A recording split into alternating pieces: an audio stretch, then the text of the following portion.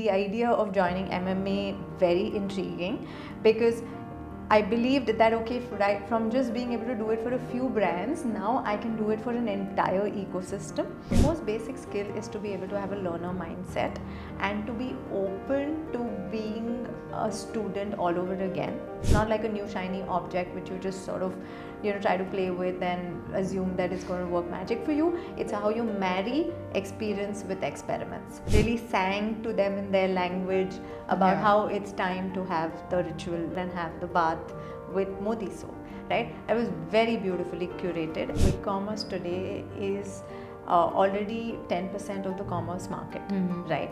And the projection is that by 2030 it's going to double. It's going to be a 40 billion industry. Micro-influencers or celebrities? Micro-influencers are the new celebrities. I'm going to add a third category which you are not giving me as a choice, is primarily the founders of brands themselves. The fact that that everyone is way more in the public eye than one has ever been before, and that's not comforting. As marketing undergoes seismic shifts driven by changes in AI, changing consumer behaviors, the quick commerce boom, and more, the need to have a real conversation about what is truly impacting marketing has never been more crucial. Today, we're going to be discussing key narratives that will shape marketing in 2026. From inclusive AI to regional media, the rise of Gen Z, and more, with Moneka Khurana of MMA Global India. Moneka is a digital-first marketing advocate with over 25 years of experience in the industry. As country head of MMA India and an active member of their board, she has been at the forefront of advancing marketers' ability to create value. So, Moneka, thank you for being with us here at Brand Sudra. The pleasure is mine. Do tell us what inspired your journey into digital marketing and how did you come to lead MMA Global India? Okay, that's interesting. That takes me back to a long journey behind over 2.5 decades. So basically, when I had just finished my management, I was extremely fascinated by internet. It had just come to India, and it just sort of got me very curious, in a sense, to want to explore it, maybe as a small stint in terms of working in a digital space, etc. That's how I got started, and I didn't realize that how deep I would go in it then. Though it just sort of took me through a variety of opportunities in the digital space. I stayed in it all through, right from its booms to its busts. I've seen it all. When internet collapsed, when internet revived, when TikTok came into India, when Instagram kicked off, or even when social media was a thing which people were trying to dabble with in terms of a Facebook, etc. So I think I was one of the few lucky people to have witnessed that entire journey of how internet sort of came into the country and how it's now shaped up. So that's how it's been for me, and along the way it kind of really made me learn a lot of foundational stuff from a digital marketing standpoint, not just from a technology standpoint, and it built very strongly due to my experiences in organizations like FCB Ulka, where I actually operated like a solopreneur, and I had to sort of really drive the digital practice independently. They did not have large investments to be able to really build a team then, because they were also experimenting with the space. So I tried to make it count, and that added a lot of value to me because I kept building on digital more as a strategic medium and as a part of a 360 solution which Ulka was offering versus just a standalone medium. So that made it an extremely strong exposure, and after which I felt very, very convinced that I had learned a fair bit to be able to at some point give it back to the industry. And it was always something which I thought I should be doing, given that I had spent over 2 decades already. So that's how I found the idea of joining MMA very intriguing, because I believed that okay, right from just being able to do it for a few brands, now I can do it for an entire ecosystem, and I can help operationalize the power of digital and its growth and the ability to grow with digital through large frameworks and through a lot of proprietary tools to a much larger community. And that's how MMA happened, and now it's 7 years and counting, and we've come a long way. That's amazing. Did you always believe in the power of the internet, or was there ever a point where you felt like maybe it is a fad? No, I always believed in it because I could see how it was really enabling, users in multiple ways, right? Like it started with something as simple as email, which Sabir Bhatia at that point and time had launched through Hotmail, right? Like something as simple as email to a WhatsApp. That's where it all began, right? That was what internet was then, right? Yeah. And one could really see how it was shaping up in terms of a communication tool. And then of course social media further evangelized it beautifully, because you could actually do a lot of community engagement, a lot of ways in which you could actually find back your tribes and connect with them and stuff like that. So the power of internet was visible in a lot of the simple key platforms which were really offering some great services then. Awesome. I'm sure from a marketing background, when you came to realize the power of the internet, you would have also seen a lot of challenges that people have to now face. Yeah. So, can you talk a little bit about what were the challenges like back in the day when the internet was new, and what are the challenges today when it's at such a developed and advanced stage? Of course. That makes it very nostalgic. Let me tell you a very quick short story about back in the day challenges. So internet basically was considered a very foreign channel for most marketers. Whilst they actually had sizable budgets and they were splurging on channels like television and print, where it came to internet, even a measly sum of 50,000 or a lakh rupees needed a lot of convincing and a lot of sort of pitching to actually make them experiment. So experimenting with the internet was the biggest challenge at that point in time for marketers. Either they didn't believe in it or they were not getting the approvals for it. I also remember sitting in the LIC office with the chairman of LIC himself, and he had pulled us up for not seeing his ad when he opened a yahoo.com, and we were trying to explain to him that the way internet advertising works is you have to it's dynamic, and you may see it sometimes, you may not see it sometimes, or you may not see it at all, but that doesn't mean the campaign's not running. It is running.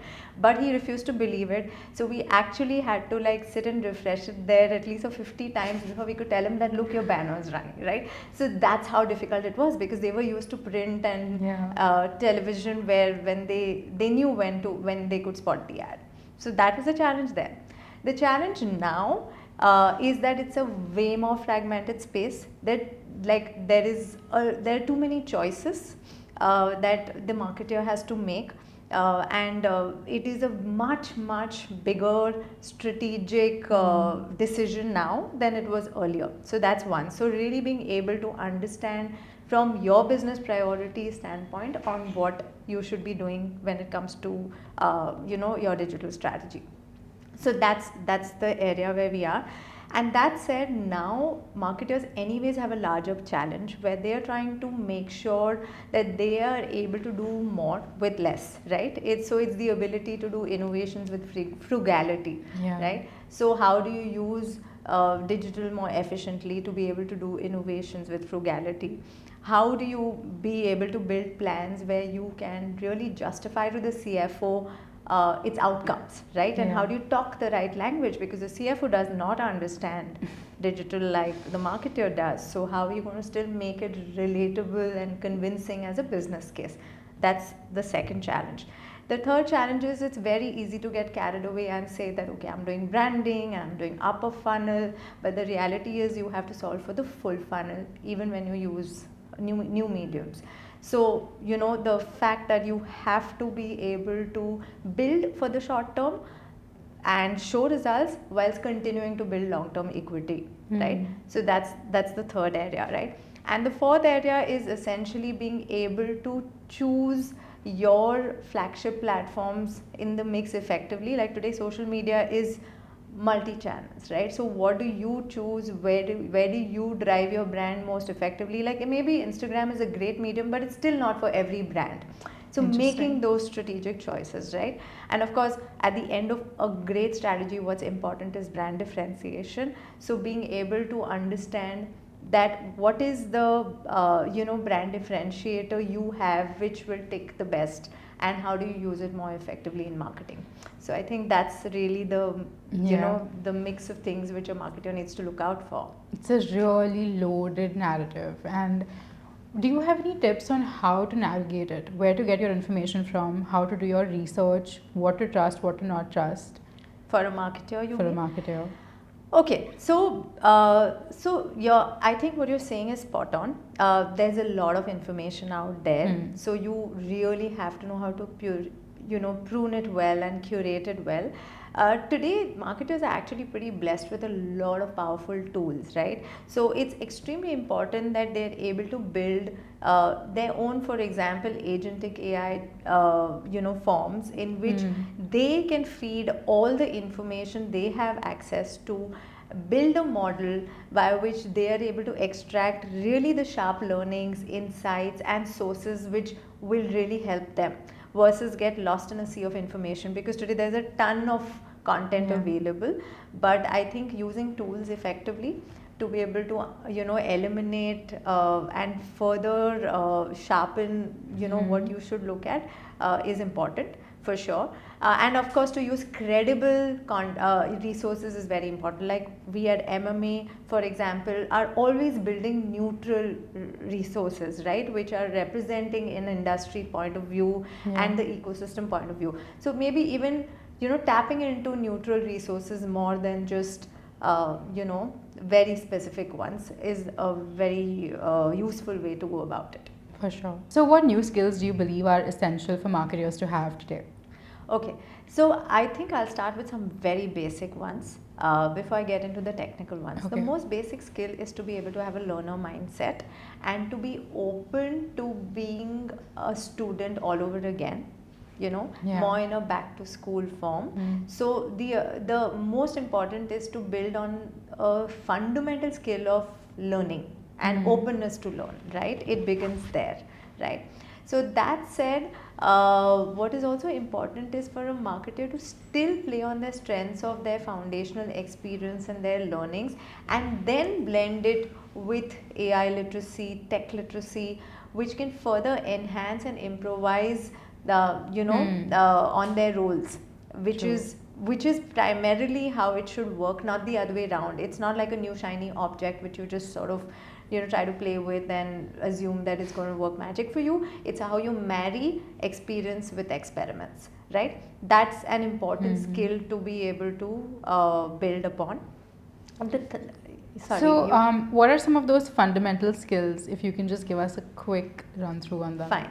So I would say one, learning skills. Second is ability to use AI effectively with business acumen. Third is to build on a lot of in-house platforms with using AI, which are very inclusive in nature, and knowing how you want to sort of really customize them for your particular business, right? The fourth would be the skill of being able to get reverse mentored, which is very important, because today a lot of the learnings which the younger age group is bringing is very superior, and to be able to want to let them lead lead a lot of the work for you is as important. So, and being reverse mentored by them is as important. So that's the fourth one. And the fifth one is just adaptability and openness to even change around your structures, your your way of thinking, teams, and your way of looking at collaboration, right? So I have actually touched upon more the softer, stronger aspects, because the academic skills can vary depending on the role you play and the level you are at. Awesome. So MMA Global recently rebranded as the Marketing and Media Alliance. Can you tell us about what were the strategic factors behind this shift? Absolutely. So MMA has primarily always been enabling the CMO community across the globe. It is the foremost CMO community operating across the globe, and we've always been very agile and very, very connected to what really the marketing community needs in terms of a support system from us and what we can do for them as a body. So whilst at one point in time, the space had different needs, but as we grew in stature and size, and as the space evolved, the marketer ecosystem also evolved considerably. And we believed that the best way to really be able to serve the community and the pioneering marketers is by actually building in this transformation in the work and deepening our focus on the area which enable them more effectively in context of modern marketing, in context of new knowledge with high impact, right? So that's how we landed up coming to a conclusion that we technically are now best suited to be the marketing and media alliance for the industry, and that's what MMA stands for, Marketing and Media Alliance, which primarily is essentially the foremost CMO community across the globe, with a foundational commitment to be able to help marketers advance their ability to create value, which is led by the CMOs but supported by the ecosystem to be able to really bring to them the best in class practices, know-how, and frameworks which can deliver business impact. Awesome. Do you want to give us a little bit of insight into what are these various frameworks that you all have recently worked on, just for people to get a better idea? Absolutely. So we truly believe that we need to be able to offer more and more evidence-based, proofs and evidence-based frameworks which can actually move the needle when it comes to driving business impact. So we've built a lot of key proprietary frameworks in the area of, say, personalization. Like we run something called a consortium of AI for personalization. So that's a framework where you can actually personalize at scale and deliver ROIs through a lot of creative best practices and through the framework which focuses on creatives, and actually maybe get 100% and upwards of an ROI lift as well by implementing it, right? So there is a framework which is also there for cohorting, which is called the movable middle growth framework, which also is very powerful, and it's way more sharper and shopper intent driven than a regular framework which focuses on segmentation, right? So that's another one. We also have several models like digital maturity model, where it allows you to continuously assess your capabilities and your structures in context of your digital maturity levels, which in turn impacts business as well. Amazing. Okay, so now let's talk about Gen Z, which Yes. is arguably the most essential cohort that marketers are trying to crack.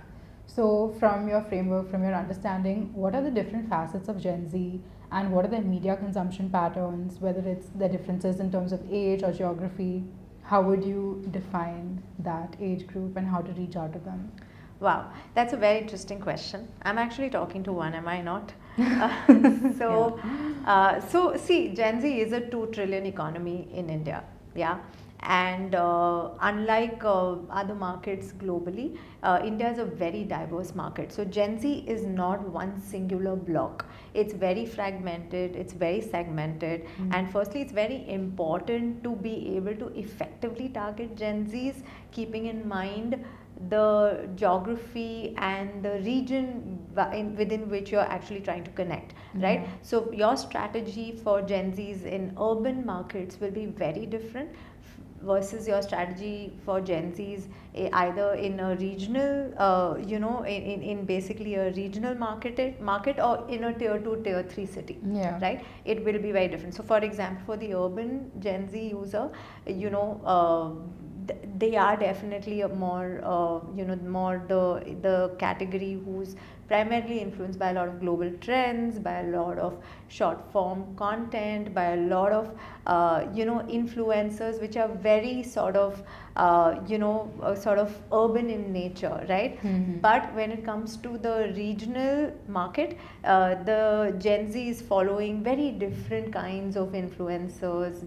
Their choices are very different, their music is very different, their way of indulging themselves is very different. So really being able to understand Gen Z's in context of their environment becomes very important, right? Only then can one really, run a successful campaign for Gen Zs.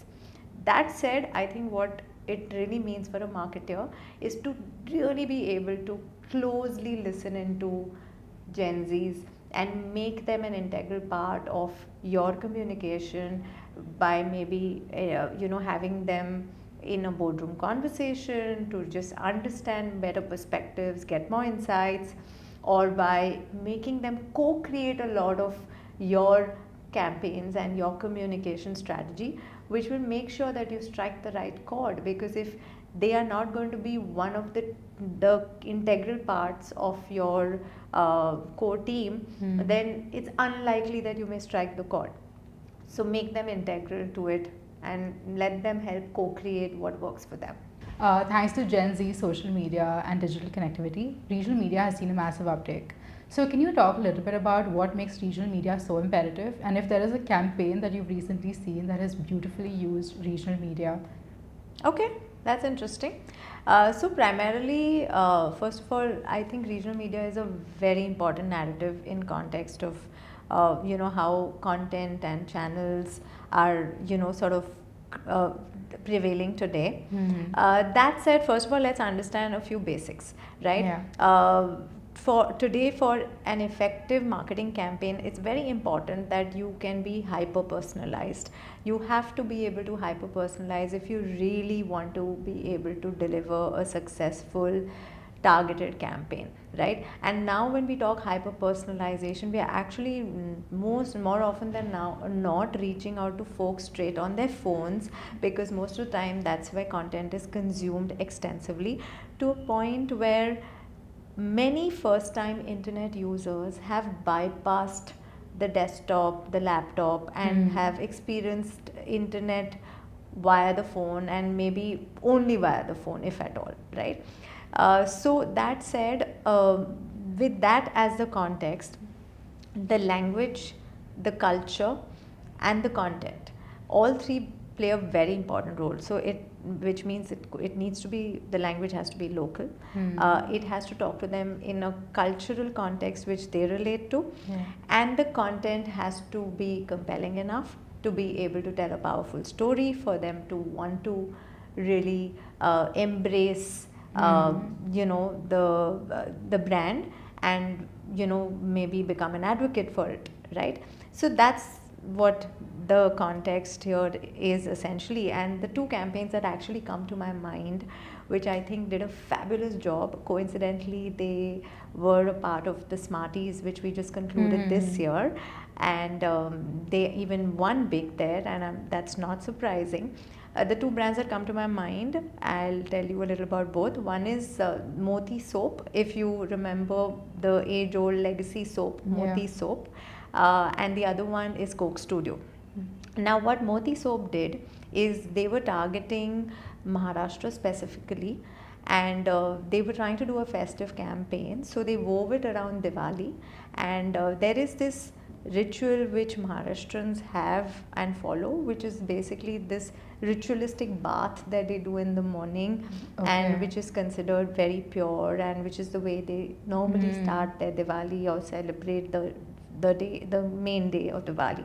So what Moti Soap really did is they got a local influencer and a local popular singer who they sort of follow, and created this extremely memorable Diwali anthem, right? Awesome. Which sort of really sang to them in their language about how it's time to have the ritual, to do the ritual and have the bath with Moti soap, right? It was very beautifully curated, and of course then it was it was shared extensively, and it was all over social media.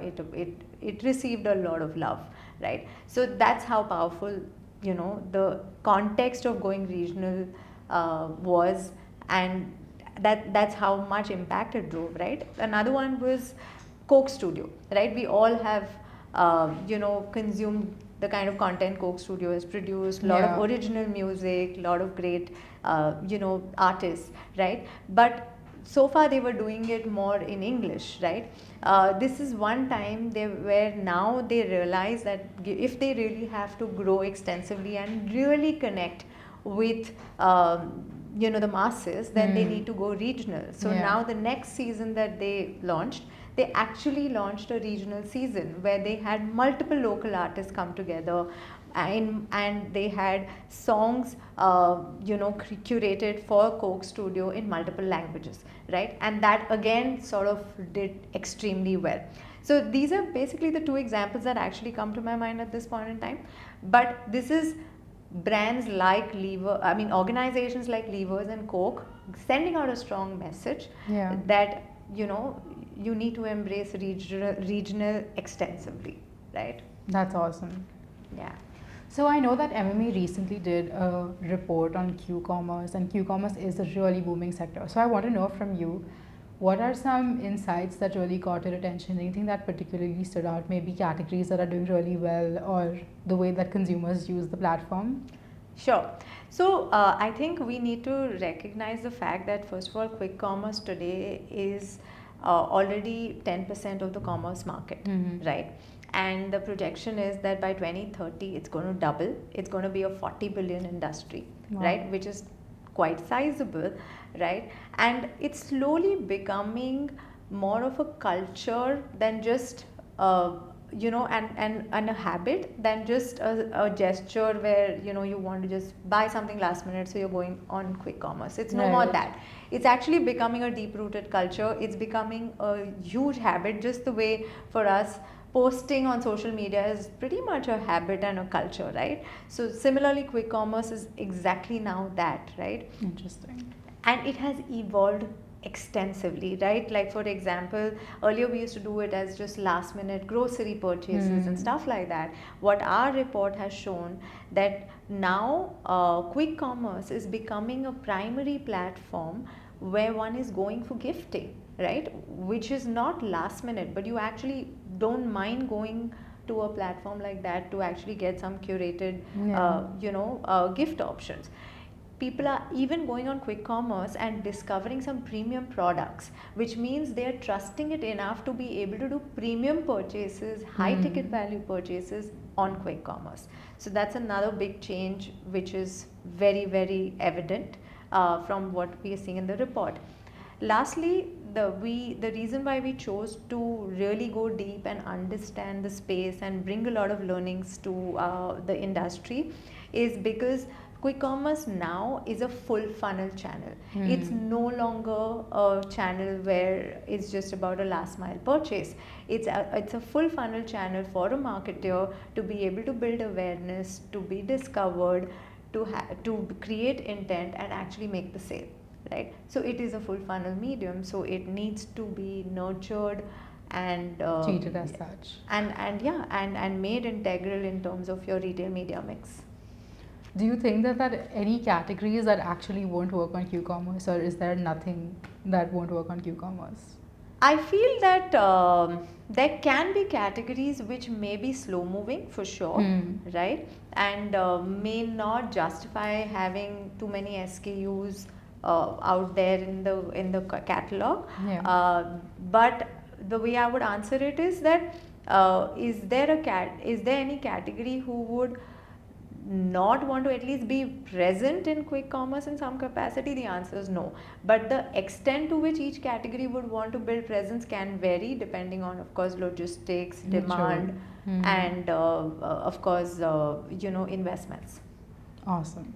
So since we're moving into quick, short, snackable content, thanks to Gen Zs, let's do a little game of what would Moneka prefer. Okay. So firstly, organic content or paid ads on social media?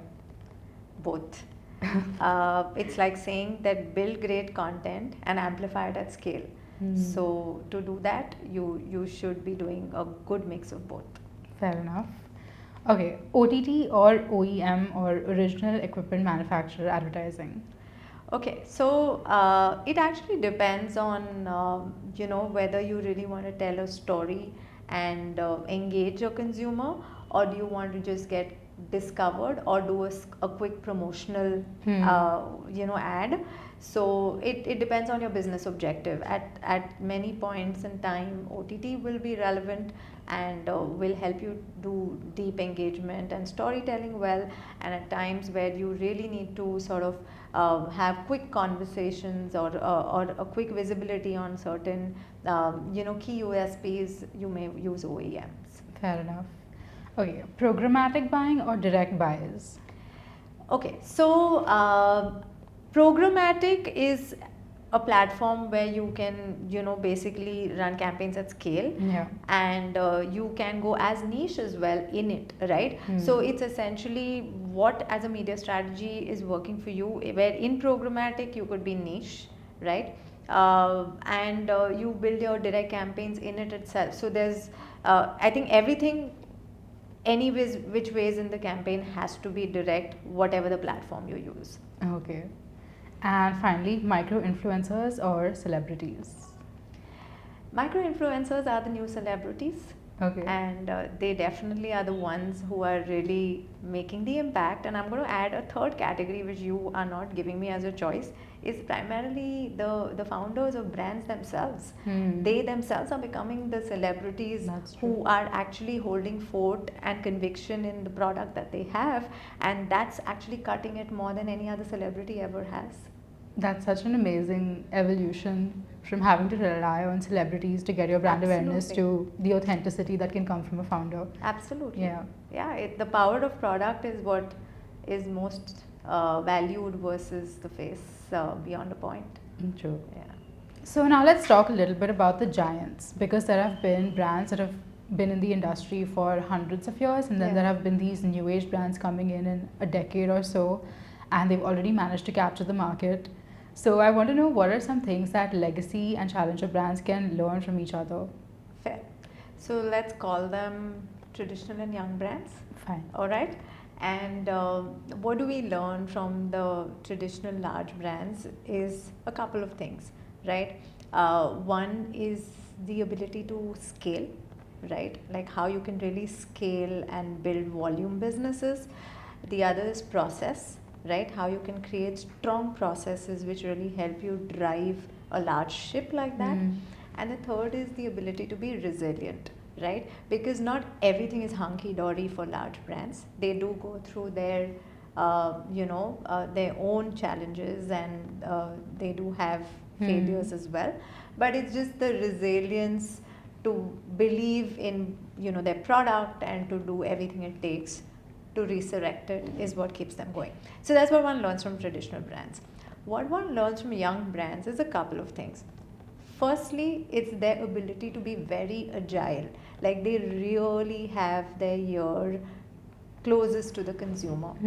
They're very agile to be able to pick up insights quickly and work on those insights and convert it into a powerful product a powerful product, and use it in their interest to build a product which has a unique USP, right? So the fact that they're agile, the fact that they're very quick. Not only are they agile, they're also very quick with taking action on their decisions. Whether they're product decisions, whether they're communication decisions, or whether there is marketing which they want to sort of tie in real time and use to their advantage, like we call moment marketing. They're very good with moment marketing, right? So that's where they really score high. So agility, speed, and a lot of a lot of test and learn, sort of wiring, DNA, right? They're always quick with test and learn, fail fast, and and take the next leap, right? So fail fast, succeed fast is the way they operate. So I think that's the marriage. That said, both of them, and that's what even at MMA we are attempting, that there has to be a way where there is reciprocity of learning between what one would call incumbents, which is the traditional brands, and insurgents, which is the young brands, and how they can feed off each other's playbooks to be able to come up with more impactful decisions, with more potent strategies and successful business journeys. So it's really time now to be able to build that learning journey between both of them and to really leverage each other more effectively in the interest of the larger business. Do you want to give a shout out to any brands you think that have actually successfully, like say the legacy brands that have successfully managed to have this agile framework and operations? So I would say that there have been legacy brands. For example, if we call out, say, HUL, who was very fine, very smart with being able to buy out minimalist and make it a part of their portfolio. So basically, what they did is they really shortened the learning curve for them to grow, to really getting their act together on a certain category of products, and and on a business which minimalist had cracked already. So they were very, very smart about making them a part of their own portfolio. So I think right now the way traditional brands are really going about it is really trying to buy successful insurgent brands and make them integral to their portfolio and then see how they can scale and grow with it, right? So that's what is happening. But beyond which, the rest of it is still far from being implemented because of their size, scale, their their pace is still much slower. I guess they have to do a lot more research and to keep that brand trust going strong. Do you have any, like, do you think that it's worth losing out a little bit on trust with a product, or do you think that will really negatively affect your brand? I think it's just about being authentic. I don't think any brand or any organization would do it intentionally. True. Right? But we're human and we can mess up, and if we do, it's just about coming out there and being open, accepting it and course correcting.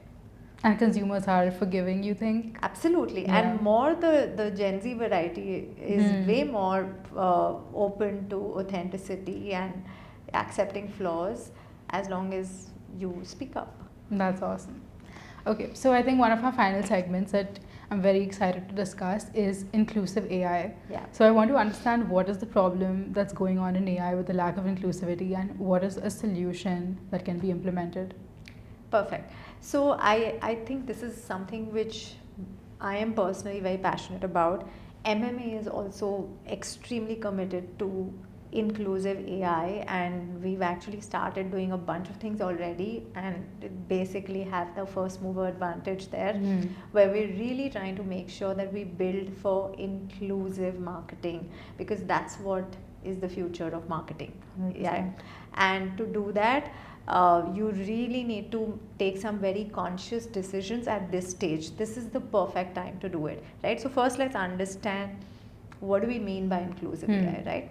So inclusive AI is basically AI which is essentially ensuring equal representation from a gender and language standpoint, right? Okay. Where anything and everything you build with AI, or anything that you use as a tool which is AI powered, has to be an inclusive tool, right? Which has primarily adequate representation of the male-female ratio, and also has a fair share of voice from women, right?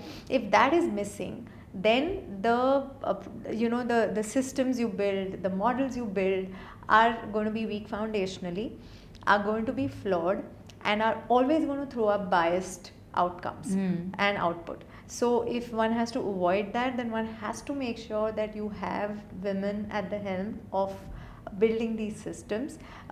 Women have a fair share of voice in ensuring that you are beginning to walk the path in a more long term and a foundationally strong way, right? And then be able to sort of really reap the benefits of it, right? So that's inclusive AI, right? Making sure that you have a voice which is equally represented. And the next level of inclusive AI is making sure that it's multilingual, right? Okay. Otherwise, there is research which has shown that AI often has shown 70% biased outcomes due to a language discrepancy, right? So if you have to cut short that, you have to make sure that you also are language agnostic over a period of time, right?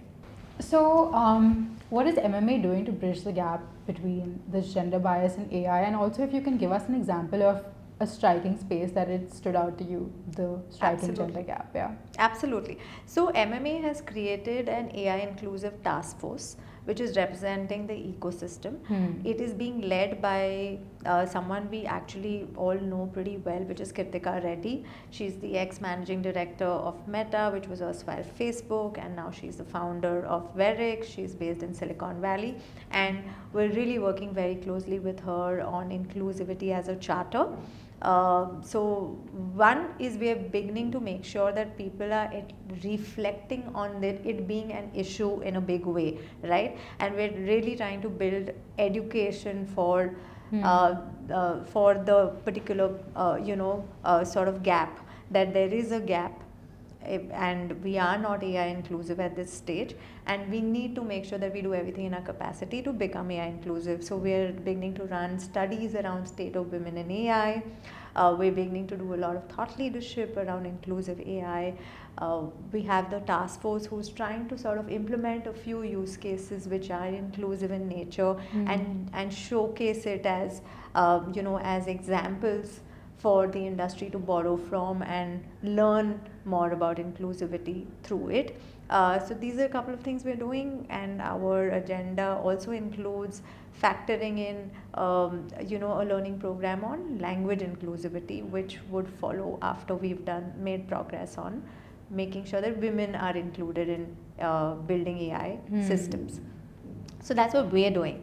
A category where there is visible cognizance already and there is an understanding which is getting built is in the call center space.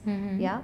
The call center space is now way more automated. Like you talk to either a bot, you kind of get an automated call, and it's a very sort of robust system, unlike earlier, right? Now, the recognition of it needing to be inclusive is very high, whether it is the kind of voice they want to select on the other end when they are servicing a customer, the accent in which they make sure the person is talking, the language in which the person talks, because there's often a gap when you are not talking the language of the customer. So all those areas are already being worked upon quite deeply. Lastly, the questions they should ask, right? So they are also training the systems to ask the right questions depending on who you're talking to at the other end, right? All of these are primarily systems being built at the back of inclusivity, and that has shown tremendous success for brands who are trying to sort of make those those CRM programs as inclusive as they should be. Sounds like a very complex system. Is it already in advanced stages, would you say? It's happening. Like guys like Exotel and stuff are already doing it. In multiple languages with the nuances of gender and everything. Absolutely. That's so futuristic. Yeah. Okay. And finally, my last question to you is, what motivates you personally as a digital evangelist? So I think the answer's very simple and intuitive to me. So one is that I get to remain a learner for life, which I think is very important, because this platform allows me to always have visibility to what's new, what's effective, and what's coming next, right? So the power of having access to new knowledge is very motivating at all times. The second is the network that one is being able to build and continues to build because of the role I play is also very, very fulfilling, because I have been able to meet such fantastic folks from across the industry, Yeah. and they also now friends to me. And just the fact that I've been able to build such a powerful network at the back of this journey is very satisfying and couldn't have been possible in any other way. And lastly, just a natural way for me to be reverse mentored at all times, right? I think reverse mentoring is something which every single individual at every life stage Yeah. needs to be indulging in, and that's also why this just sort of helps. And on the flip side, are there Yeah. any things that you're really afraid of what the new technology is going to bring the state of the world 5 years from now? Or I is it all optimistic? I think they're consumer fears which even you would have, like the very fact that everything is out there in the open, everything is public, right? Like whatever you do in some form or the other is traceable now, because Yeah. we all have social media on our phone, we have cameras, we have AI now, where you don't really know the level of input that's going into it, the feed it's getting. So just the fact that that everyone is way more in the public eye than one has ever been before, and that's not comforting. Okay. Yeah. Cool. And now let's end it on a pretty sweet note. This is our last segment. It's called Marketing Mythbusting. So I'm going to ask you, I'm going to tell you a statement, and you tell me if you think it's true or false. So targeted marketing is better than high decibel campaigns that create unnecessary noise. True. And obviously, because you got to do marketing which is targeted, there's no room for wastage, but it still has to be compelling. Fair enough. Metro and tier ones are influenced by international celebrities, while in regional and tier two cities and beyond, it's regional influencers. True, but in both cases, what's important is getting your research right. Like knowing this is not enough, knowing who represents your brand in either case, and getting that right is most important. That makes a lot of sense. Brand building today is 10 times more difficult than a decade ago. It's true, but it's also 10 times more rewarding and therefore worth it. Can you tell me why it's 10 times more rewarding? Because you get to measure what you're doing way more effectively than what you've ever been able to do. You get to real time course correct, which you could never do earlier. Yeah. Like everything can be changed on the fly. So I think that makes it worth it. Awesome. Brands must be on every social media platform to stay relevant. Absolutely not. You have to be where your audience and your business intersect. You cannot be there just out of FOMO value. And finally, in marketing, consistency is more important than creativity. Consistently creative is important. It's not Tough an one to either or crack. situation. Awesome. Yeah. Thank you so much for doing this with us. Thank you. Thank you. It was a pleasure chatting.